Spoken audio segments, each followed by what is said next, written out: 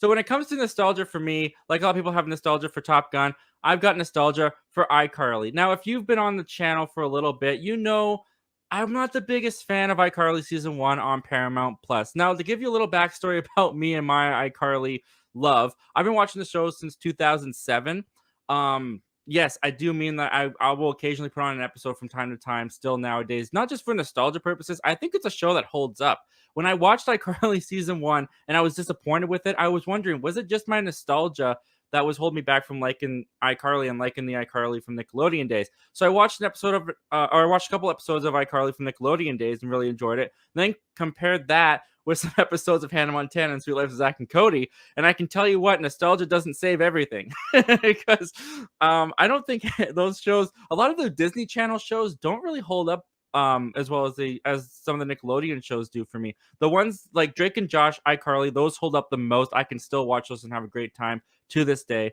So when it came to season one of iCarly, to sum up some of my thoughts, I felt the show had a really big tug of war with itself. It wanted to be a kids show and adult show. It didn't know which one to choose, and it ended up being a weird kids show that occasionally gave swear words and the characters drank, and they forced it. They tried too hard to make this an adult mature show by, in my opinion, making it more immature. um I thought some of the characters were misused. I didn't like some of the characterizations. I thought that the whole reason iCarly started, or the whole reason that Carly started doing iCarly again, was poorly explained, and she hardly even did iCarly throughout the whole season. So it was like, what was the point of that? So before we get to season two of iCarly, because I didn't think I was gonna do it. I was looking forward to this season still, even though I didn't like season one. But I told myself eventually I'm not gonna watch season two, at least not episode to episode. I think that was a mistake doing that with season one, because when you get a bad episode, you're left with that for a week. So I waited. All 10 episodes came out, and I watched them. So before we get to my thoughts on iCarly season two, I want to look at an Entertainment Weekly interview that the showrunner Ali Schutten did. And this is what she had to say when she was asked what the difference between going to iCarly season two was as opposed to going into iCarly season one. This is what Ali Schutten has to say. I feel that season two is a much more confident show. I think that we understand what the show is a lot better, and we're able to deal with things that are a little bit more mature than some of what we were tackling. I'm really proud that we were able to get into what it's like being a woman on the internet and things like that in this season. I agree. I agree with you, Ali Shelton, or Ali Schutten, however you say your name. Color me shocked, guys. iCarly season two for me, an improvement over season one. Now, it doesn't mean that I think the show is now great. I don't think it's still great. I think it still has some poor writing, some cringy jokes.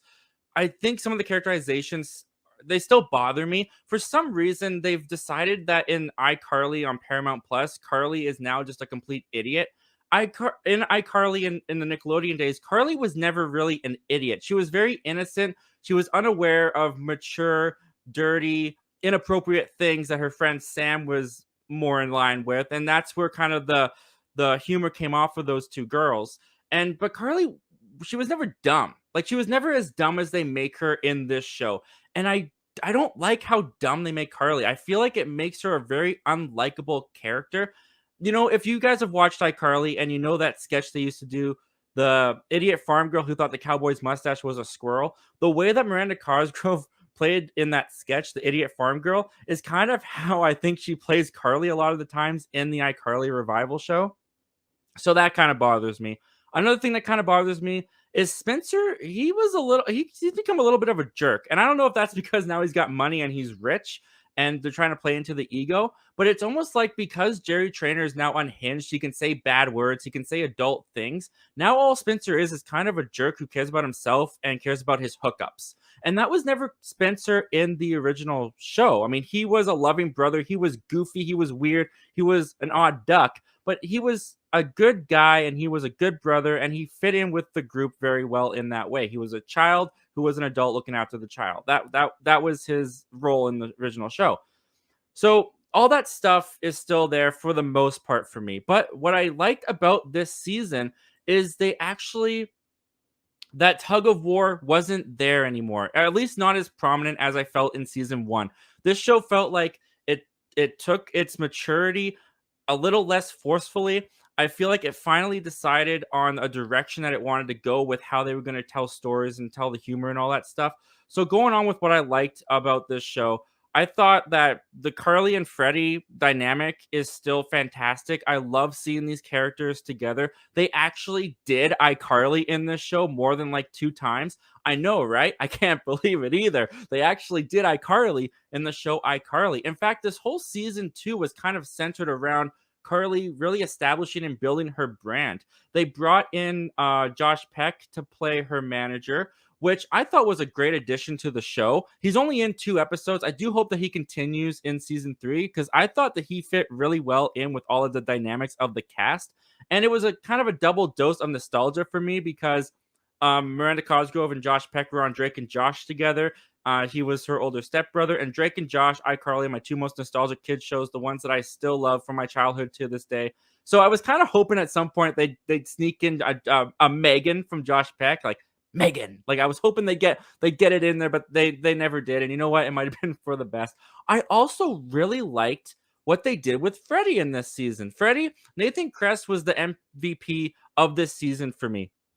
I really like that they gave him a girl. We got to see him actually be more of a father to Millicent than he was in season 1. I like the dynamic that they had with Freddie, his daughter, and his mother. They brought Mrs. Benson back for a lot more of the season, which I thought was a great choice.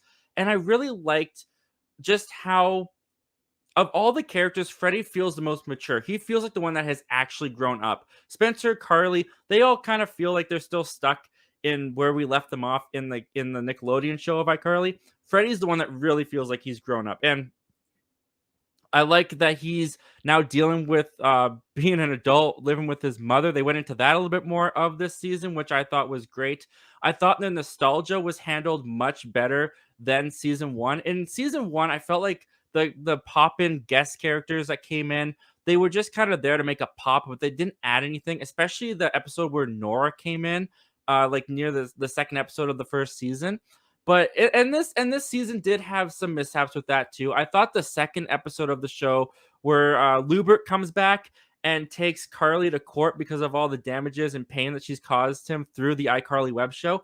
I thought that that was a brilliant idea, a really funny idea that really could have worked, but in the end, they just kind of used the episode to bring back to bring back characters just to make a pop, such as Chuck. He came in for like 2 seconds, and Guppy came in, who's now grown up, which makes me feel really old, saying happy birthday.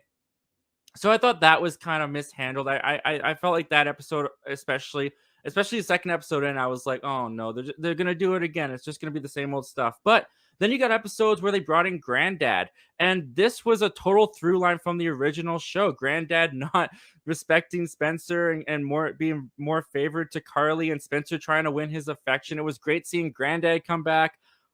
I honestly can't believe that guy was still alive. I thought he passed away, but he came back for the show, which was great. So, and we got the Groovy Smoothie back, which I thought was really cool. Seeing that old set, they walk us in, and then Spencer buys it and makes it a restaurant. I think he calls it Shay What. So they take the set and they reconfigure it, make it their own, like they did with the apartment building. So yeah, guys, while iCarly season 2 wasn't like a huge improvement over season 1. It was definitely an improvement. This season only had 10 episodes as opposed to season 1, which had 13. And I gotta admit, guys, I went through the season, I binge watched it. By the time I got to episode 10 and realized there was no episodes left, I was kind of disappointed. I wanted to see more, actually. I actually binged through this season pretty easily. So, congratulations, iCarly. I'm so happy that I can say it. Big improvement over season 1. iCarly season 2, you won me over, and I'm looking forward to seeing what you have in store for season 3.